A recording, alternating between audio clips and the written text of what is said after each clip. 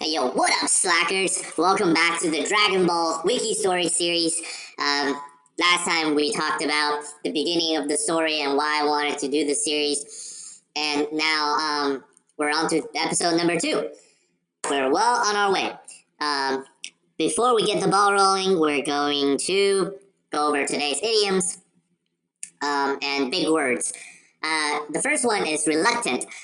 Reluctant just means that you or someone is not doing something willingly. You didn't really want to do it, but you kind of had to do it.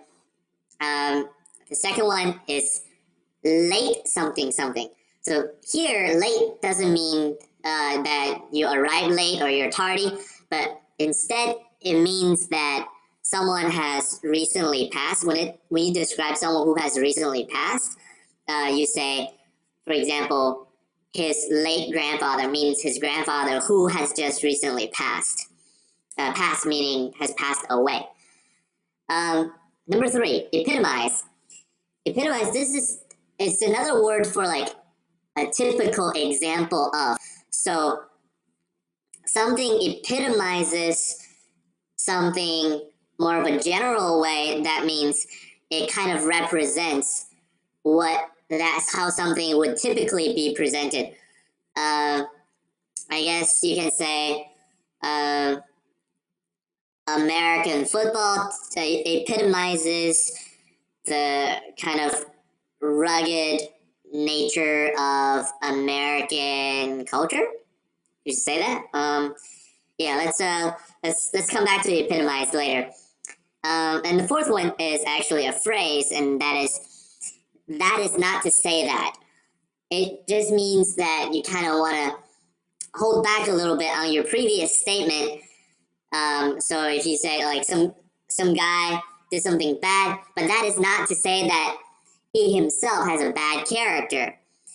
It's just because maybe he made a mistake, or he kind of just he kind of just lost it in the moment. Yeah, that is not to say that he is a bad person. He did something bad, but that is not to say that he's a bad person. Yeah, that's today's idioms, and let's get back to Dragon Ball episode number 2, the Emperor's Quest. So last time we talked about how the story began when Goku, who is an orphan, is a little kid living in Mount Paozu, and he met kind of an oddball type of girl, a feisty little chick. Her name is Bulma, because she drove her car and she hit him with her car.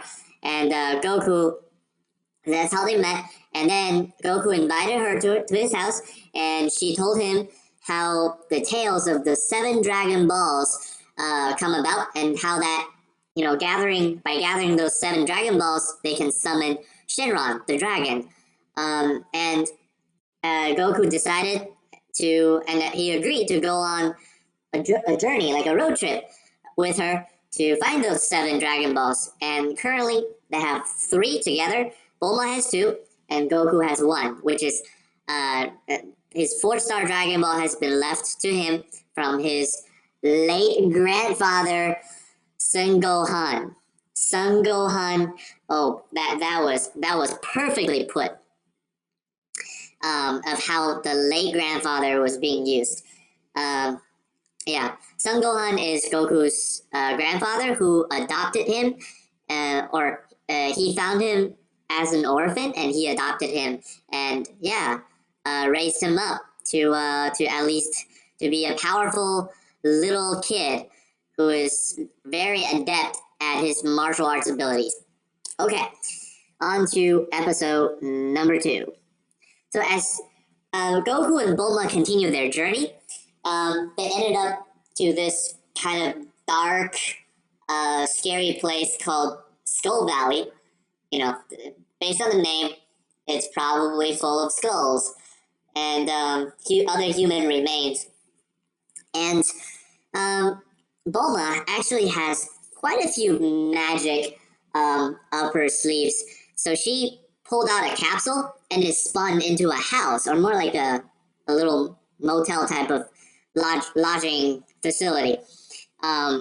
It actually looks like a teepee. Teepee is like the Native American version of of like a tent for camping, and but it's yeah, but Bulma's version that came out of this capsule is much more grandeur, and it's got everything inside.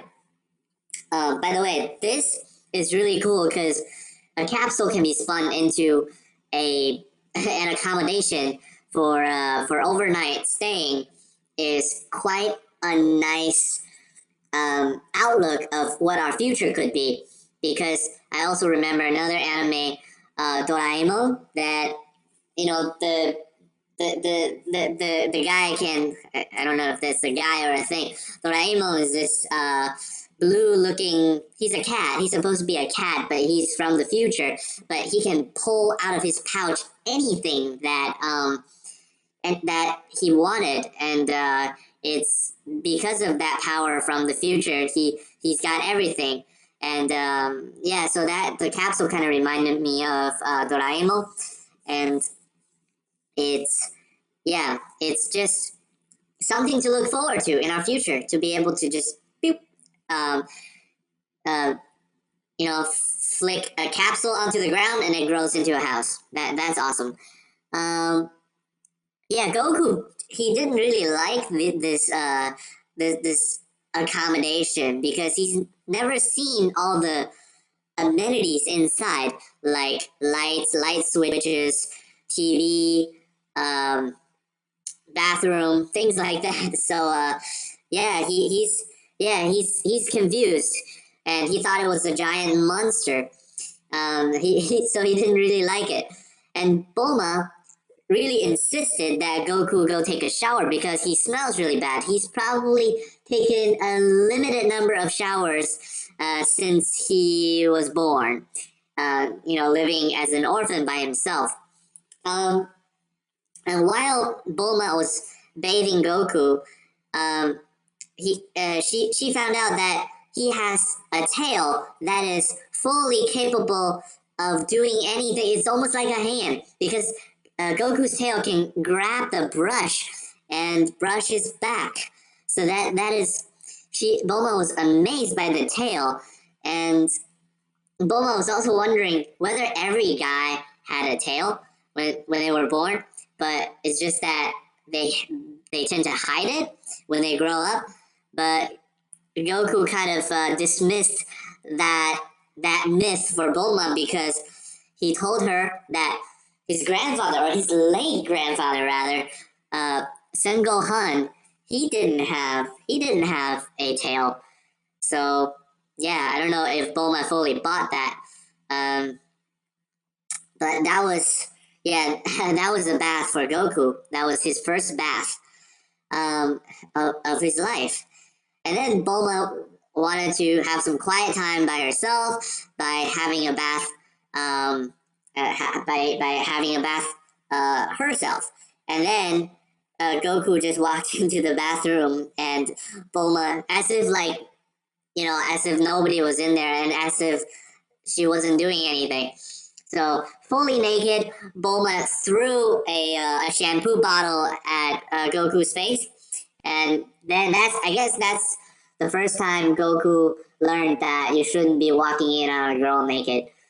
But that was really cool because in this day and age, that kind of naive childhood. I don't know, the reaction of a child is just it's just so rare these days to still find those moments of true purity. Yeah, so Goku, he was just a really naive child. He doesn't know anything. He hasn't seen anything. The only thing he knows is how to fight and how to be a great little martial artist. So, yeah, and Bulma is basically teaching Goku about the civilization, the society that he lives in. This is great. And as this is all happening, in parallel, Emperor Pilaf, if you remember from the last episode, is this little tiny emperor-looking dude. He's emperor-looking because he's wearing an emperor's clothes, he's got two associates.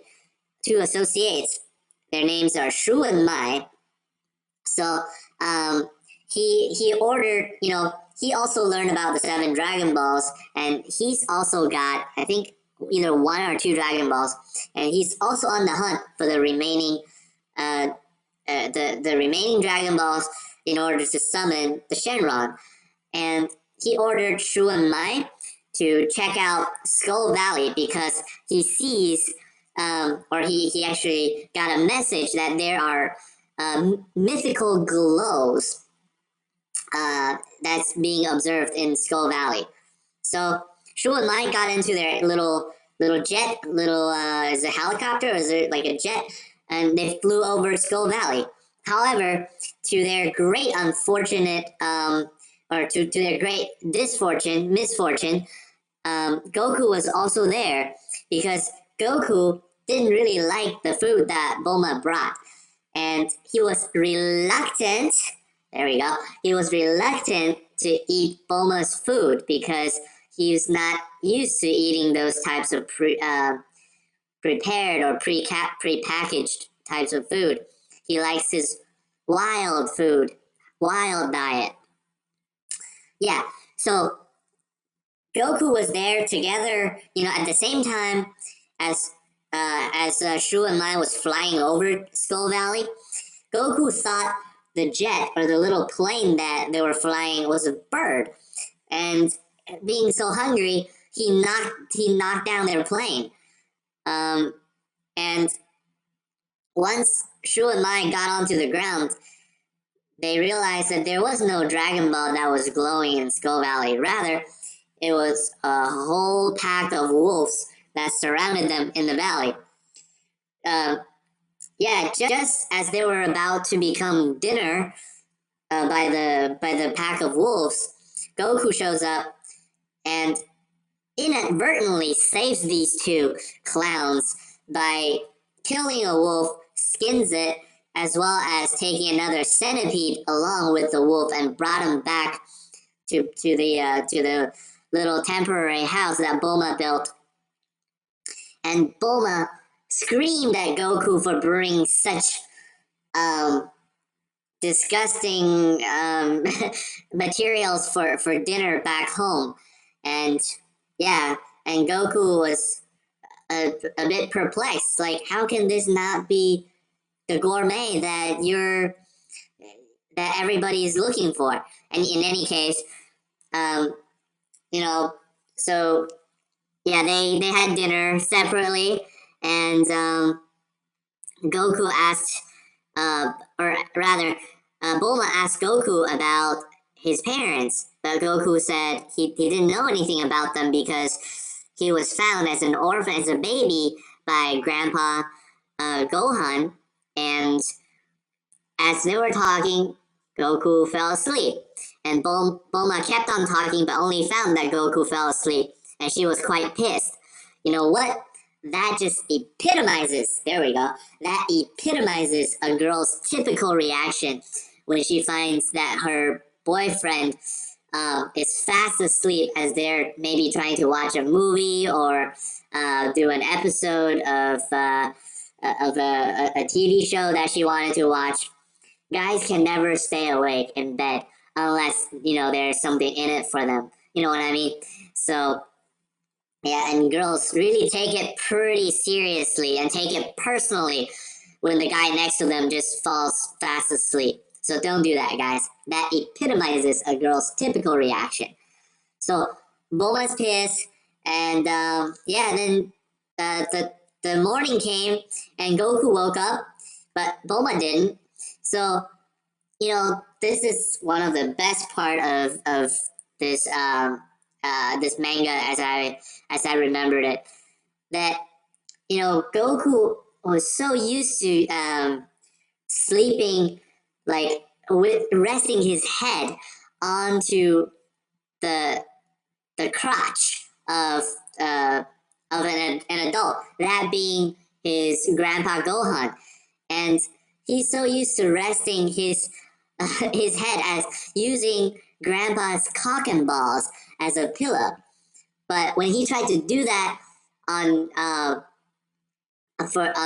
Bulma between her legs. As he put his head between her legs, he found something was missing. There was no bulging, so he found that quite uncomfortable because he was looking for that bulging. So yeah, out of curiosity, he pulls down her panties, and only to find that, you know, indeed there was nothing underneath. And yeah, and Bulma, I guess, didn't realize it. And when she woke up, Goku told her that uh, there were no balls, and she didn't really quite understand. She thought he meant somebody took their Dragon Balls. But I guess this is kind of like the humor that the author really instilled into this work. It's just amazing and how these like it's not even like dirty jokes. It's these little things that really has spiced up the plot. Not the plot, but spiced up this whole this whole anime and this whole manga series. Um, yeah, and then as Bulma was getting ready for the morning, Goku gets outside, and then he found a strange visitor. It's a sea turtle. It's a big sea turtle, and the turtle told Goku that he is lost because he's looking for his master, and he needed help. So Bulma gave him some water, and Goku, you know, wanted to go the extra mile to take him back to his master, take him back home. But the sea turtle didn't tell him, but he didn't realize that the beach from where they are is more than 100 miles out of their way. And it's basically not just a walk in the park to take the turtle back.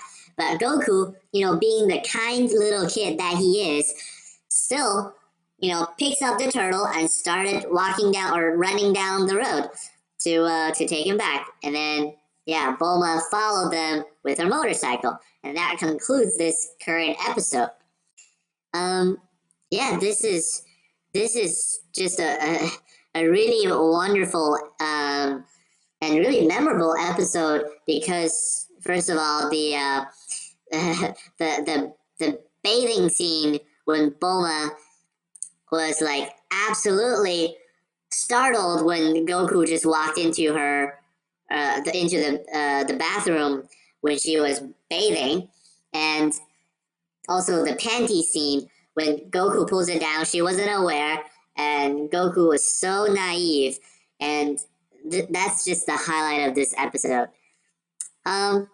Let's see what else we still need to cover. Oh, it's the last idiom of the day. That is not to say that. Okay. Yeah, how about when Goku hunted the wolf and killed the centipede, he really wanted, he really showed off his martial arts abilities. And that is not to say that Goku has any cruelty in his heart, because he doesn't. He only killed them for food. And yeah, there's nothing evil about it, because he was just hungry. He needed to hunt some games to feed himself. And that is not to say that Goku's evil at all. Okay? I don't know if you agree with me, but if you know the rest of the story, you will know that Goku is the kindest and nicest little guy ever. This kid, yeah, he's just so remarkable. Alright, so that's it for Dragon Ball Episode 2.